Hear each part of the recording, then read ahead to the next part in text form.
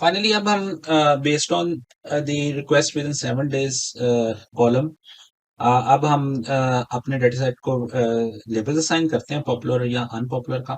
और उसके बाद जो हमारे पास प्रॉपर्टी का डेटा सेट है इस इंफॉर्मेशन को वहां पर मर्ज करते हैं। तो actually last step was to set the a value to popular for each row where interaction are greater than 7 और otherwise we need to set it to unpopular। हम उसको unpopular set कर देंगे अगर उसका वो 7 days से कम है। तो यहाँ पे हम ऐसे काम करने के लिए एक्चुअली हमारे पास अप्लाई का फंक्शन होता है। आप देखें हमारे पास ये वो डेटा सेट था, इसको अगर मैं हेड लूँ तो ये हमारे पास डेटा सेट में रिक्वेस्ट विद इन 7 days है। और इस डेटा सेट में एक्चुअली मैंने शायद पहले कर दिया तो ऑलरेडी लेवल आ रहा है, पर इसको मैं दोबारा एग्जीक्यूट कर लेता हूँ ताकि ये डेटा सेट जो है दोबारा से अब पॉपुलेट हो जाए। उसमें देखें अब लेबल का फील्ड नहीं है, हम चाहते हैं कि अब यहाँ पे बेस्ड ऑन दिस कॉलम हम चाहते हैं कि इसका यहाँ पे लेबल आ जाए, थर्ड ए कॉलम आ जाए और उसमें लेबल लिखा हुआ है पॉपुलर या अनपॉपुलर। अब मुझे क्या करना पड़ेगा, हर प्रॉपर्टी को वन बाय वन चेक करना पड़ेगा और हर प्रॉपर्टी की इस वैल्यू को अगर वो ग्रेटर देन 7 है तो मुझे पॉपुलर सेट कर देना पड़ेगा और अगर वो नहीं है तो फिर अनपॉपुलर सेट करना पड़ेगा। तो ऐसा करने के लिए अगर हम किसी एक कॉलम के ऊपर सभी जो है वन बाय वन एक हर रो के ऊपर कोई फंक्शन अप्लाई करना चाहते हैं तो उसके लिए सबसे आसान तरीका ये है कि आप एक लूप भी लगा सकते हैं, लेकिन सबसे बेहतरीन और आसान तरीका जो हमें ये प्रोवाइड करता है वो ये प्रोवाइड करता है पाइथन पांडास अप्लाई का फंक्शन। हम ये कर सकते हैं कि हम कॉलम यहाँ से एक्सट्रैक्ट करें, अब हर कॉलम की इस वैल्यू के लिए हम इसके ऊपर अप्लाई कॉल कर रहे हैं।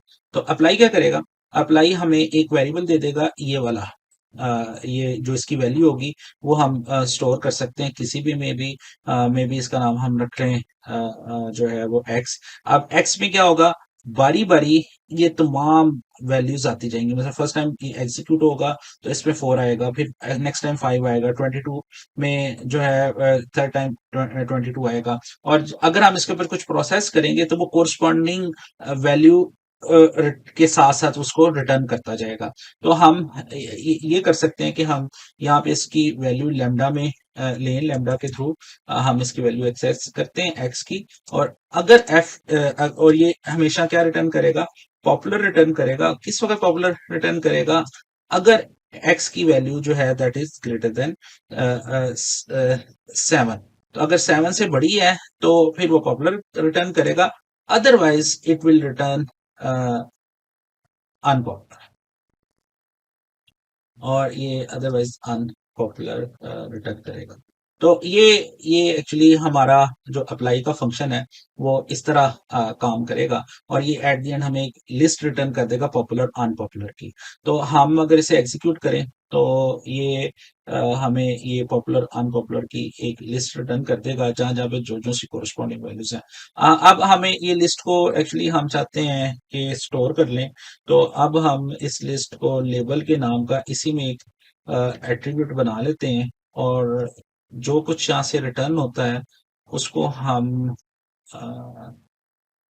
स्टोर कर लेते हैं वेरिएबल में लेबल सीरीज में और यहाँ पे इसको हम साइन कर देते हैं लेबल अंडरस्कोर सीरीज को।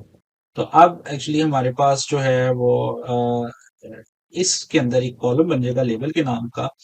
अगर आप इसको हेड करके लेंगे तो उसमें आपको देख सकेंगे कि हर एक कोरस्पॉन्डिंग नंबर के साथ रिक्वेस्ट विद इन 7 days के साथ यहाँ पे उसका कोरस्पॉन्डिंग हमारे पास लेबल है जिसमें वो बता रहा है ये प्रॉपर्टी पॉपुलर है अनपॉपुलर है, या इन दोनों वैल्यूज में से एक वैल्यू आ रही है।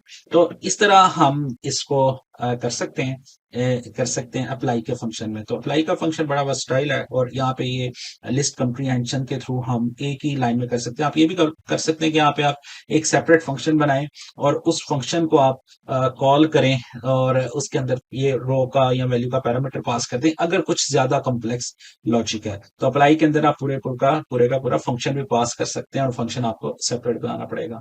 तो बहरहाल एनीवेज जिस तरह भी आप इसको करना चाहें। फाइनली अब हमारे पास इंटरेक्शंस का जो है वो यहाँ पे लेबल पॉपुलेट हो गया हमारे पास, जो रिक्वायर्ड था कि हमने हर प्रॉपर्टी के अगेंस्ट हमने कैलकुलेट करना है कितनी रिक्वेस्ट विद इन 7 डेज हुई, और based on that we have to assign a label to it. ये हो गया। अब हम इसको अपने फाइनल डाटा प्रॉपर्टी वाले डाटा सेट के साथ मर्ज कर लेते हैं, और उसको मर्ज करने का जो हम तरीकाकार है, वो हमने ऑलरेडी बहुत दफा कर लिया मर्ज। तो मैं क्विकली उसको मर्ज करता हूँ और डीएफ के अंदर स्टोर करता हूँ, और पीडी डॉट मर्ज कॉल करते हैं। इसमें अब आप पहला जो है वो हम इंटरेक्शन काउंट रख लेते हैं, और दूसरा जो है वो हम डाटा फ्रेम हम रख सकते हैं प्रॉपर्टी का। अब मैं इसमें लेफ्ट और राइट नहीं लिख रहा, वो अजम्पशन यही है कि पहला जो है वो लेफ्ट है और दूसरा जो है वो राइट है। तो अगर आप एक्सप्लिसिटली लिख भी दें तो वो ज्यादा रीडेबल हो जाता है, लेकिन अब क्योंकि हमने काफी दफा हमने कर ली है तो अब हम उसको नहीं लिख रहे। उसके बाद ऑन ये लग रहा है जी प्रॉपर्टी अंडरस्कोर आईडी के ऊपर, और इसके बाद इसका कैसे लगेगा, ये हम इनर के थ्रू ही करते हैं।